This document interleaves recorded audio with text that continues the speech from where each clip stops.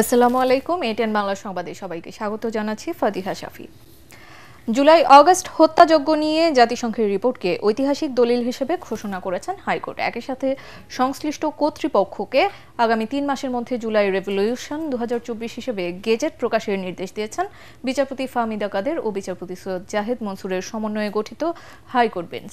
রিটকারী আইনজীবী তানভীর আহমেদ জানান, July August গণ অভ্যুত্থানের সময় মানবাধিকার লঙ্ঘন বিষয়ে জাতিসংঘের মানবাধিকার বিষয়ক দপ্তরের ফ্যাক্ট ফাইন্ডিং প্রতিবেদনকে ঐতিহাসিক দলিল হিসেবে কেন ঘোষণা করা হবে না তা জানতে চেয়ে রুল দিয়েছেন হাইকোর্ট। এভিডেন্স হিসেবে ভবিষ্যৎ প্রজন্মের জ্ঞান আহরণ বা গবেষণার উদ্দেশ্যে প্রতিবেদনটি কেন সংরক্ষণ করা হবে না তাও জানতে চাওয়া হয় রুলে। এই রুলের উপর রায় ঘোষণা করার নির্ধারিত দিন ছিল 3রা আগস্ট, কিন্তু রাষ্ট্রপক্ষ সময় চাওয়ায় আজ সেই রায় দিয়েছেন আদালত। রুলে যেটা ছিল যে হিস্ট্রিক্যাল রিপোর্ট, সেটাকে আজকে কোর্ট ঐতিহাসিক রিপোর্ট হিসেবে ঘোষণা করেছেন। সাথে সাথে আগামী 3 মাসের মধ্যে এই রিপোর্টটাকে জুলাই রেভলিউশন 2024 নামে গেজেট নোটিফিকেশন করে সংশ্লিষ্ট কর্তৃপক্ষকে নির্দেশনা দেওয়া হয়েছে। 21শে আগস্ট গ্রেনেড হামলা মামলায় বিএনপির ভারপ্রাপ্ত চেয়ারম্যান তারেক রহমান ও সাবেক স্বরাষ্ট্র প্রতিমন্ত্রী লুৎফুজ্জামান বাবর সহ সব আসামির খালাসের রায়ের বিরুদ্ধে রাষ্ট্রপক্ষের করা আপিলের রায় আগামী 4 সেপ্টেম্বর প্রধান বিচারপতি সৈয়দ রেফাত আহমেদের নেতৃত্বাধীন 6 বিচারপতির বেঞ্চ শুনানি শেষে রায়ের জন্য এদিন ঠিক করেন। চলতি বছরের 12ই জানুয়ারি 21শে আগস্ট গ্রেনেড হামলা মামলায় তারেক রহমান ও লুৎফুজ্জামান বাবর সহ সব আসামিকে খালাস দেয় হাইকোর্ট। ওই রায়ে বলা হয়েছিল যে অভিযোগপত্রের ভিত্তিতে নিম্ন আদালত বিচার গ্রহণ করেছিল তা আইনগতভাবে গ্রহণযোগ্য ছিল না। 2018 সালের 10ই অক্টোবর 21শে আগস্ট গ্রেনেড হামলা ও হত্যা মামলায় সাবেক স্বরাষ্ট্র প্রতিমন্ত্রী লুৎফুজ্জামান বাবর, সাবেক উপমন্ত্রী আব্দুস সালাম পিন্টু সহ 19 জনকে ফাঁসি এবং বিএনপির ভারপ্রাপ্ত চেয়ারম্যান তারেক রহমান, খালেদা জিয়ার রাজনৈতিক সচিব হারিস চৌধুরী, বিএনপি নেতা কাজী শাহ মোফাজ্জল হোসেন কায়কোবাদ সহ 19 জনকে যাবজ্জীবন কারাদণ্ড দেয় বিচারিক আদালত। 2004 সালের 21শে আগস্ট বিকেলে রাজধানীর বঙ্গবন্ধু অ্যাভিনিউয়ে আওয়ামী লীগের সমাবেশে গ্রেনেড হামলা চালানো হয়। ওই হামলায় আওয়ামী লীগের মহিলা বিষয়ক সম্পাদক আইভি রহমান সহ 24 জন নিহত হন। জনাব বাবর সাহেব যে কথাটা আমাকে প্রায়ই বলেন, তিনি বলেন যে তাকে এই মামলার আসামি করা হয়েছে কারণ তাকে বারবার বলা হয়েছে ম্যাডাম খালেদা জিয়ার বিরুদ্ধে বলার জন্য। তিনি এটা বলতে রাজি হন নাই, এই জন্যই বারবার তাকে এই ধরনের অনেকগুলো মামলায় আসামি করা হয়েছে। প্রায় 17টা মামলার আসামি করা হয়েছে ওনাকে।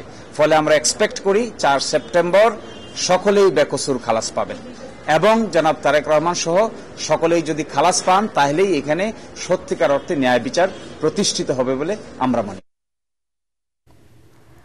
বস্তুগত স্বার্থের লোভে কোনো কবি, শিল্পী, লেখকরা এখনো নগ্নভাবে ফ্যাসিবাদের উপাসনা করছে বলে মন্তব্য করেছেন বিএনপির সিনিয়র যুগ্ম মহাসচিব রুহুল কবির রিজভী। তিনি বলেন, জুলাই গণ অভ্যুত্থানের শহীদ মুগ্ধরা তাদেরকে মনে নাড়া দেয় না। রাজধানীর তেজগাঁওয়ে বেঙ্গল মাল্টিমিডিয়া স্টুডিওতে জুলাই গণ অভ্যুত্থান ও গত 15.5 বছরের স্বৈর শাসনের প্রেক্ষাপটে আরটিভির করা ডকিউ ফিল্মের প্রদর্শনীতে কথা বলেন তিনি। এ সময় বিএনপি সরকার গঠনের সম্ভাবনা আছে জানিয়ে গণ অধিকার পরিষদের সভাপতি নুরুল হক নূর বলেন, জুলাই গণ অভ্যুত্থানে বিএনপি গুরুত্বপূর্ণ ভূমিকা পালন করেছে। রাষ্ট্র এবং আইনশৃঙ্খলা বাহিনী যাতে আর কখনো জনগণের বিরুদ্ধে না দাঁড়ায় তা নিশ্চিত করার দায়িত্ব দেন তিনি। পানি লাগবে, পানি বলে যে মুগ্ধ তার আরেক বন্ধুর জন্য গুলি খেতে খেতে তাও পানি নিয়ে যাচ্ছে, এই সমস্ত অভিনয় শিল্পী, কবি, সাহিত্যিকদের মনকে এতটুকু নাড়া দেয়নি। এরা বোধহয় তাদের ওই অনুভূতির জায়গাটা বিসর্জন দিয়েছে। এদের অনেককেই রানওয়ের পাশে, যেটা একেবারেই বেআইনি, সেখানে তাদেরকে প্লট দেওয়া হয়েছে। অর্থাৎ বস্তুগত স্বার্থের লোভে এরা নগ্নভাবে ফ্যাসিবাদের উপাসনা করেছে। সরকারের মদদে কিছু ভাড়াটে লোক নিয়ে দলের একটি অংশ আলাদা জাতীয় পার্টি গঠন করেছে বলে মন্তব্য করেছেন জাপা চেয়ারম্যান জিএম কাদের।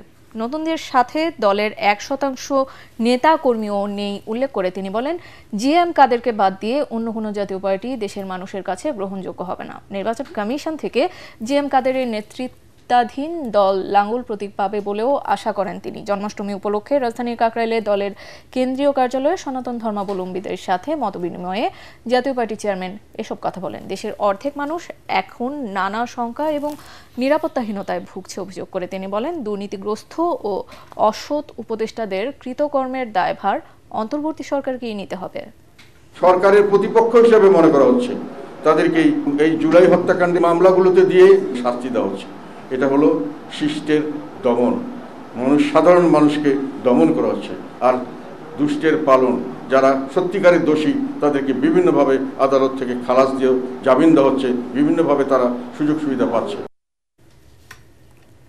পরবর্তী সংবাদ দেখার আমন্ত্রণ জানিয়ে এখনকার মতো শেষ করছি। এটিএন বাংলা সংবাদ ইউটিউবে দেখতে ব্রাউজ করুন youtube/ATN বাংলা নিউজ। সাথে থাকার জন্য ধন্যবাদ।